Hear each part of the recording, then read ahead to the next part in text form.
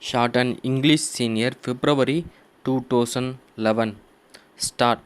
Mr. Deputy Speaker Sir, the address of the Governor has received praise from the government benches and criticism from the opposition benches. I would like to make a few observations on the address. We expected that in the address there would be a mention of the policy and program of work which the government proposed to carry out during the ensuing year. I am sorry that the address is silent on the matter. However, there is one thing which is interesting, and that is the desire on the part of the ministers to get useful suggestions from honorable members of this house. I find that since yesterday members have been making useful suggestions, but I do not know if the honorable ministers concerned are present here to take note of these suggestions.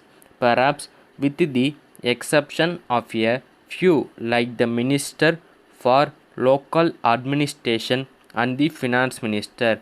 I know the Finance Minister is present for the purpose of taking notes so that he may be able to answer any criticisms that may be made against the government.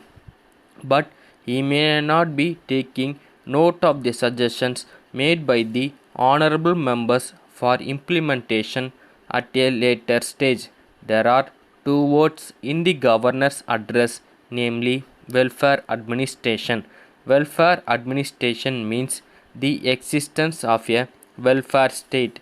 It is the desire of everyone that a democratic welfare state should be established. It means that there will be peace and plenty, that there will be no unemployment, that illiteracy will be eradicated, that the government will take care of the old and the infirm, and that the amenities that are now enjoyed by only a few rich people will be made available even to the common man.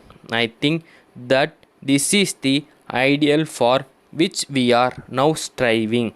The question now arises as to what steps the government have taken to establish a welfare state. Reference has been made in the address to the community projects and a national extension service. In this connection, I would submit that the result of these schemes depend largely on the capacity of the people to contribute to the work which the government undertaken. If we go into this matter, we will find that the capacity of the common man in this regard is nil.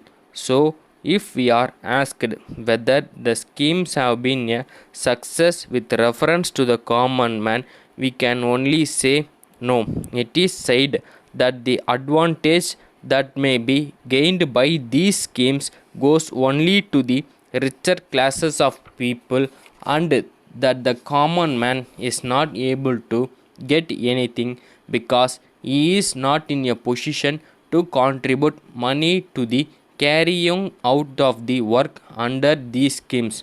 Then I would suggest that the salvation of our country lies in the formation of cooperative units. As we know, the majority of the people belong to the poor classes, so it is these people who must be helped by the government by starting cooperative firms, and the persons may be made to realize that they have got a share in the firms.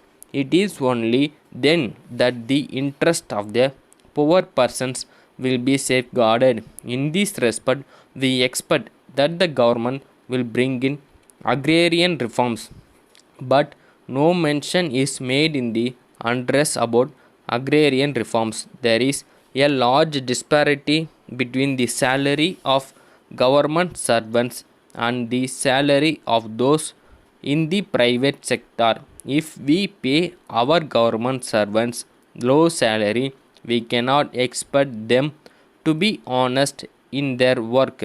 Letter from the Zonal Manager, New India Insurance Company, Kolkata, to Thiru Balasubramaniam, Kolkata. Dear Sir, we are in receipt of your letter of the 10th instant.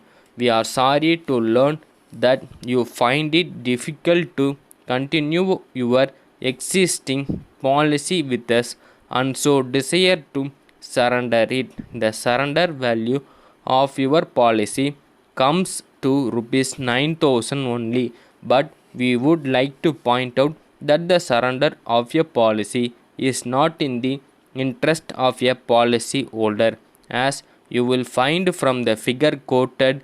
The policy holder will get less than what he paid, and what is more, he deprive his dependents of the provision he made for them. Of course, he may think of buying another policy when his difficulties are over, but apart from the increased rate of premium that it would involve, it cannot be known whether he will then be found medically fit. That is why we try to discourage it.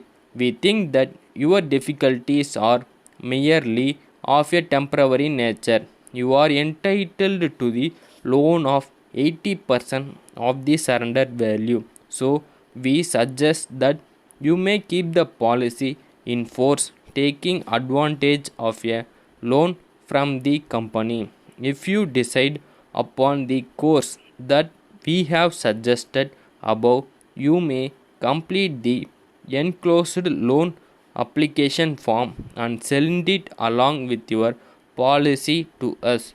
Yours faithfully.